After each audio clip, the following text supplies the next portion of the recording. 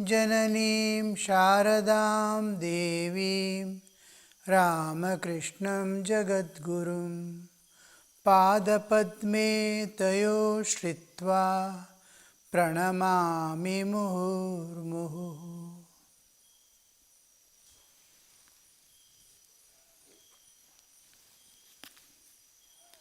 We were contemplating on prayer. Sri Ramakrishna says, yes, certainly you can realize God. As I said just now, one must live in holy company and pray unceasingly. Two important instructions for the jiva to transcend the nature and go beyond. One is holy company. Holy company has been advocated by almost all saints. The Tulsidas in Ramcharitmanas, he says, even fraction of a second, not even a minute, minutes, half, he says, half a minute's half. Also, a wink of an eye, if you can meet a saint, your life becomes sanctified. जीवन पावन हो जावे. So, almost all saints have advocated this.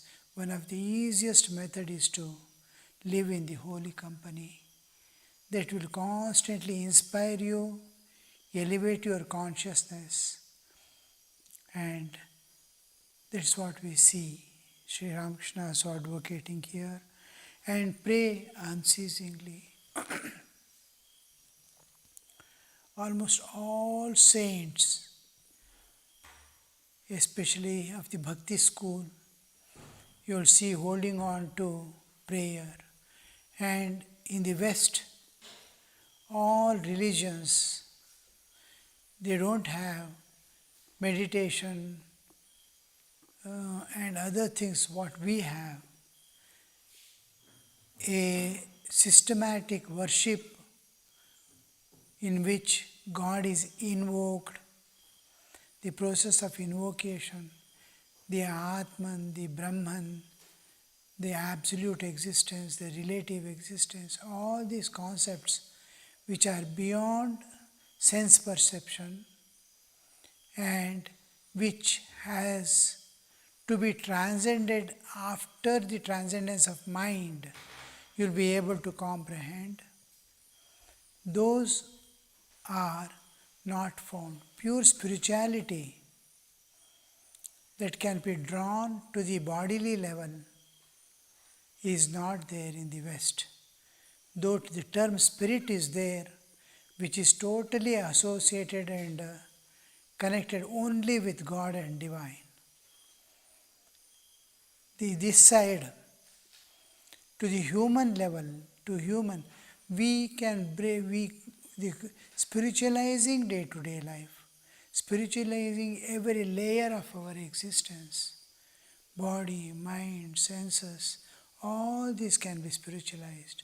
The purity of the spirit and all this has to be brought down. This is not there. In their concept, is soul is a thing that separates the bodily existence from the spirit. Spirit is our inner layer, innermost layer which is facing only to God. The soul is something else, unconnected with the spirit, something like that. But we have the term spirit and spiritual is used in our concept as something beyond time and space, beyond all limitations. Nirguna Nirakara, the impersonal absolute, which can manifest in any form because of the no restriction of limitations. Limitations are not there, unlimited in every respect. So it can take any form, like ocean. It can become a small wave, it can big wave, 40 feet, 50 feet wave, it can remain as ripple or it can remain without wave. There is no limitations. But the Western concepts, these things are not there. So we have to understand many things, but they have only, through their path also, it leads to God, and God can be realized in and through their every path. As Sri Ramakrishna says, that is sufficient. You don't need a talwar only to kill yourself. A small needle in the throat is sufficient. So anything can be used. A drop of poison is sufficient. But here we see, if they have only one thing, prayer. Prayer is the only spiritual discipline which makes them reach God. But we have varieties, and almost whole of religion, Western religion, it's a huge, about 5-6 times Hindus.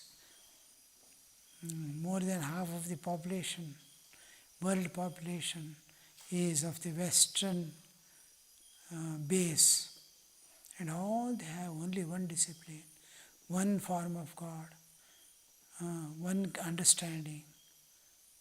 And with that they have to, it is like one coat, one size coat for all people. Child also will wear the same coat. Old, fat, big person also will wear the same coat. Anyway, that is not the question, but prayer. Prayer and fasting are there in every religion. And that prayer alone is sufficient to reach God. You don't need anything else. So here, we hear the prayer unceasingly, pray unceasingly.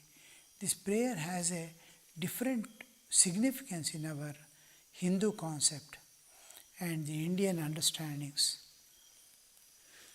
The prayer, first thing is, when a soul, when a jiva, when a person starts praying to God, if it is not of secular nature, I may pray for my health or somebody's health in the house, I may pray for my money, wealth or something. These are all secular needs of life. We are not going to discuss these things. We are going to discuss the spiritual aspect of prayer. Those are something like petitions, going and asking God, presenting one thing, you have to finish this work, please do, please do. My son has not yet got a job. These prayers are different. But here, a spiritual aspirant, when he prays, he exclusively prays for his inner needs, not external needs. External needs you take care. Inner needs are there. My mind is restless. My mind doesn't sit at the feet of God. My heart is empty. I am feeling loneliness. I don't have anything. These are the inner needs to be fulfilled. Emotional upsurges. All these things we face in our day-to-day life, which are obstructions to my life dedicated to spiritual practices and God realization. So I want these things to be cleared. My heart runs after the enjoyments of the world. Again I arrest them, arrest the mind and senses and heart. Somehow bring it. See that it has again escaped from my hand and it is already running about here and there. So this play goes on. So when a person starts praying, he is aspiring for a higher consciousness. We are all living in the lowest consciousness of how to live, how to manage our life, how to live with the community and other people, how to work and earn, how I should behave in the work field, how to please others. All this we are concerned. Lowest level of earning, eating and sleeping. This is the lowest consciousness. Wake up, go earn, eat, sleep.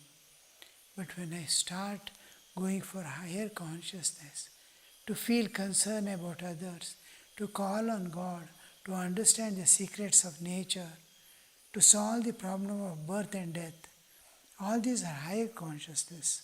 So the prayer begins in somebody's heart, then it is a sign that he is aspiring for higher consciousness. That is, his highest consciousness is God consciousness. Lowest consciousness is a world of enjoyments. So it is ajagajantara.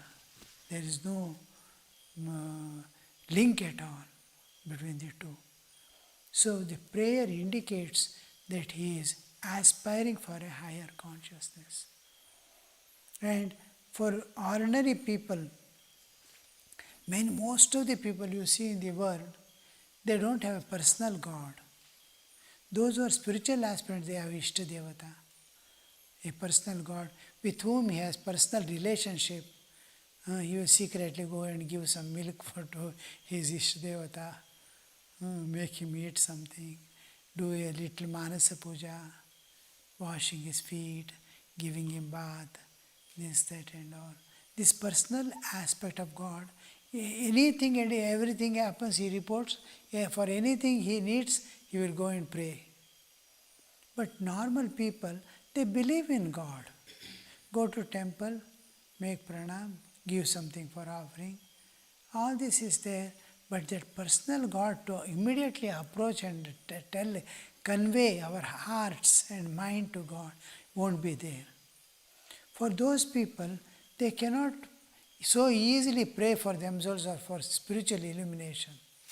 They can never pray for spiritual illumination, even normal things. So they are asked to pray for others. Now war is taking place. Thousands of people are dying. And the property is being destroyed. Just a vehicle of yours, if it touches another vehicle and gets a dent, you will understand what it is. A house being pulled down by a bomb, how it would be. Homeless, nothing to eat, no job, and a city to be destroyed. The whole electrical system, no mobiles will work. For years, there won't be electricity, there won't be roads. Years, it takes decades to build up a city again. Almost impossible task. What would be the condition? Then present those things. Millions of children without one-time food properly, without education, suffering in the world. Bring it to their, then ask them to pray for others. This prayer, that they slowly understand what God is, what man is, what is the purpose for which we have come.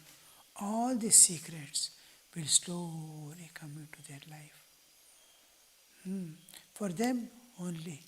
But for us people who are interested in spiritual life, this prayer becomes where our will, we are applying will everywhere. Today I will do sambar. I will do this, I will do that. This will is split and scattered. Everywhere we apply. In prayer, the will get converged. All the small forces that were working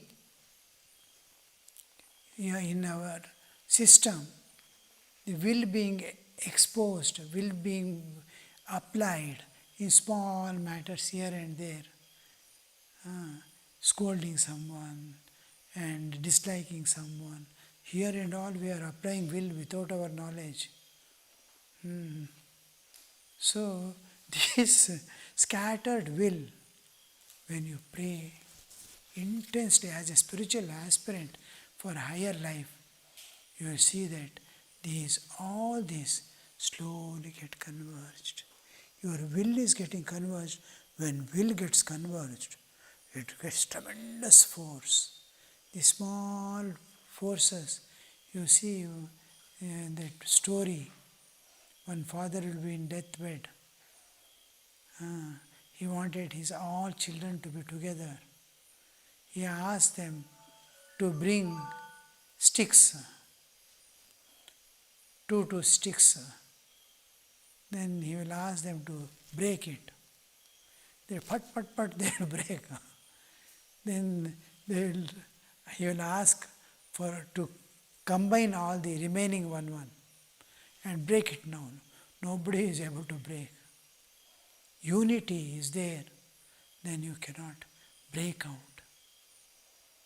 So our will, that is getting wasted, our energy, power of resolution is going waste here and there.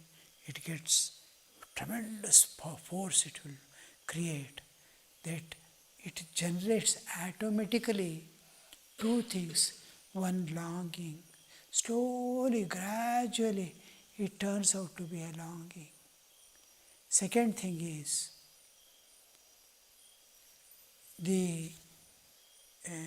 you feel closeness to God.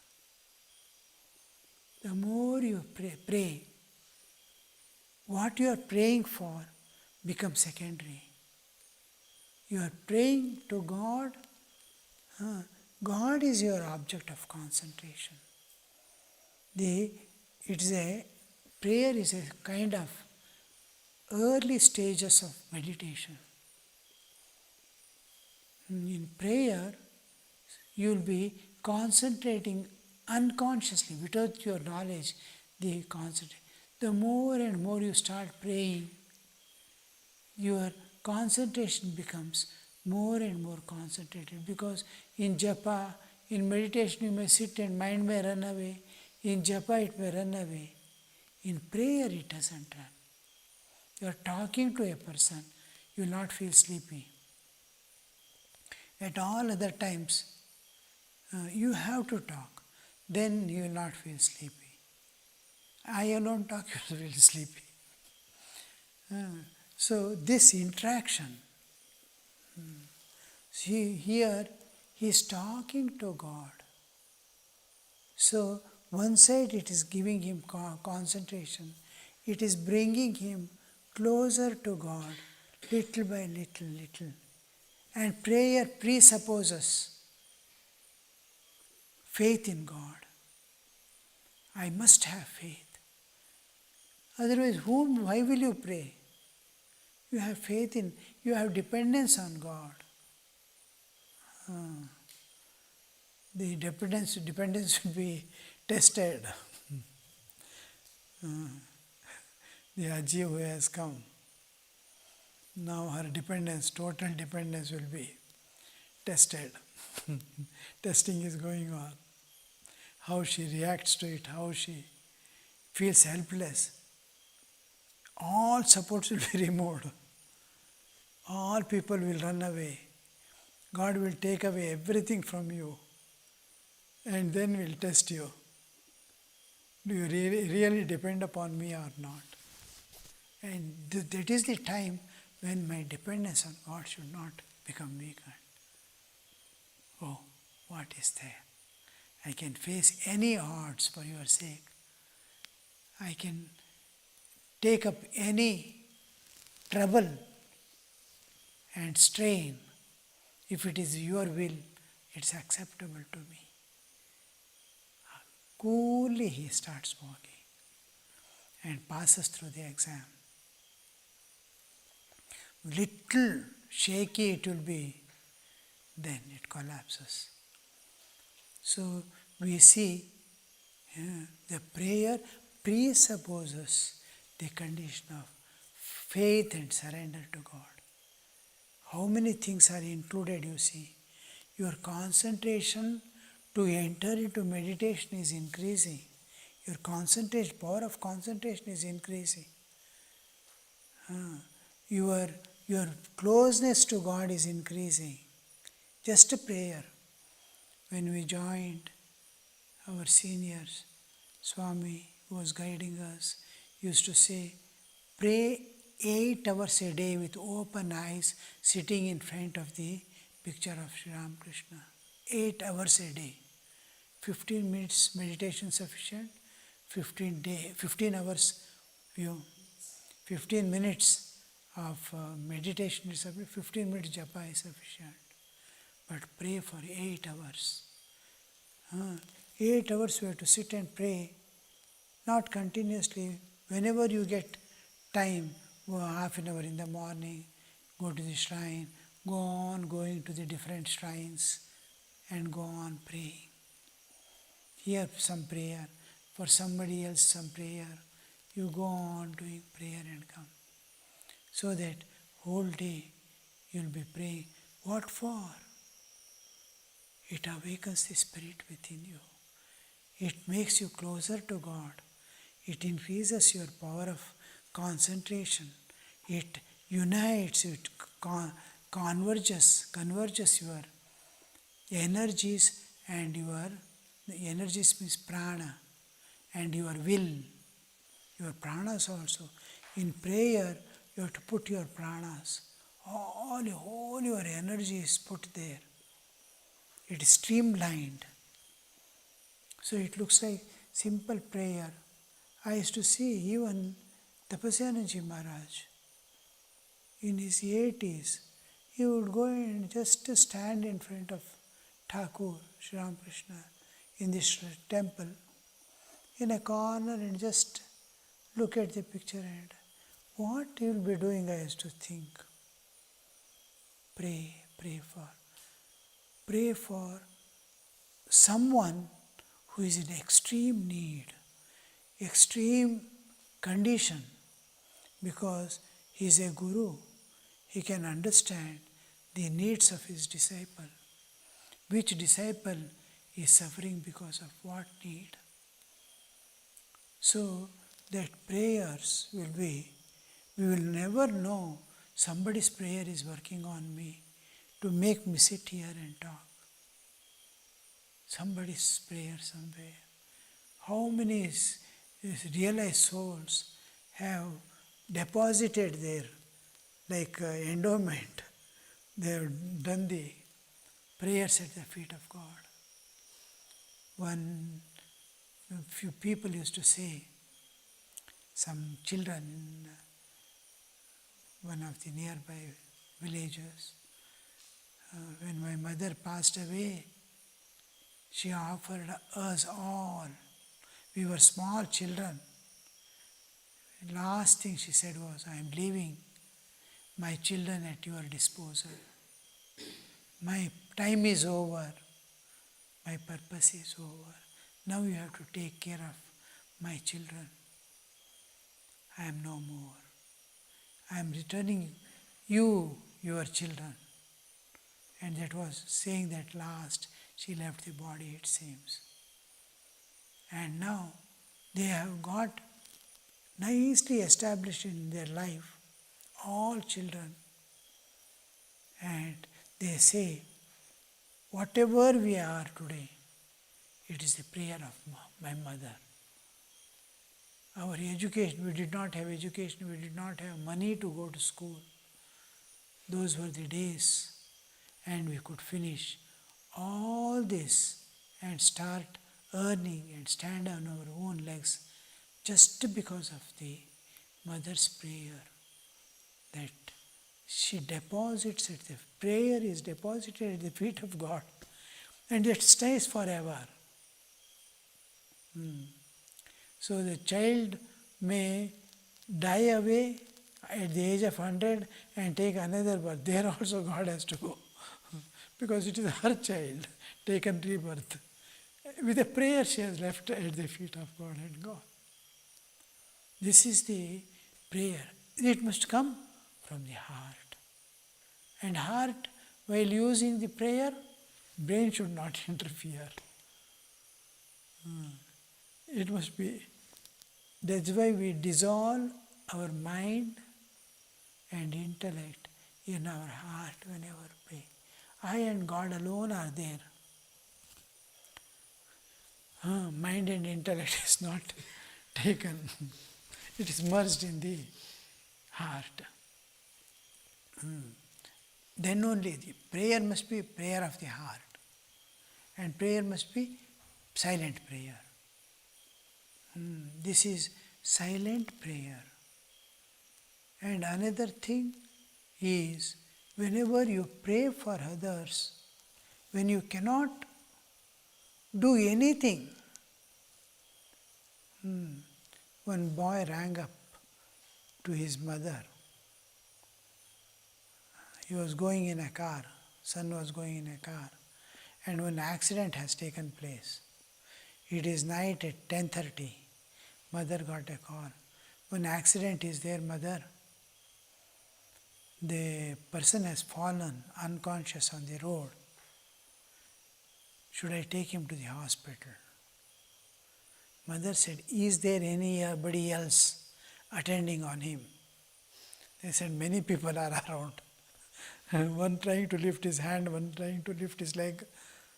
2-3 cars are standing. Then mother said, get down from the car there and pray silently, take your car and come. This works more than you are attending. When others are there to attend, leave the responsibility to them. But don't forget to pray. What is your contribution then? Is your prayer. The prayer works more positively and clearly than all their efforts to take him to the hospital and treat him. So the prayer, when you pray, when you are helpless to help, you can't help certain cases, then just silently, heartily pray. I was in Bangalore, I was going in a car. Car was at sufficient speed. And we are coming to the stop and halt and proceed. Red light, green light. The green light has come and they all are rushing. I saw one dog in the footpath. Completely the skin has gone away. It has become thin because of lack of food. It is struggling with its tongue stretched out, completely dried.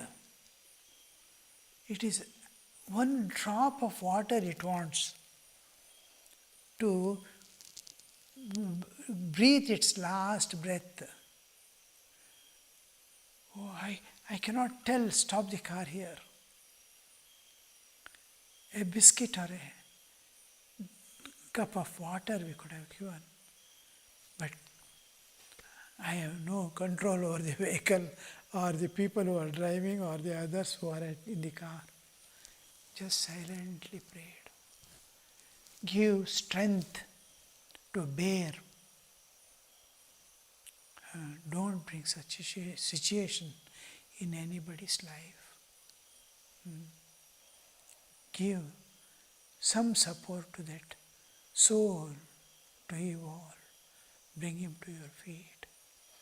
When it is not possible to help, but you see the suffering, then pray. For war now, what is happening? Pray.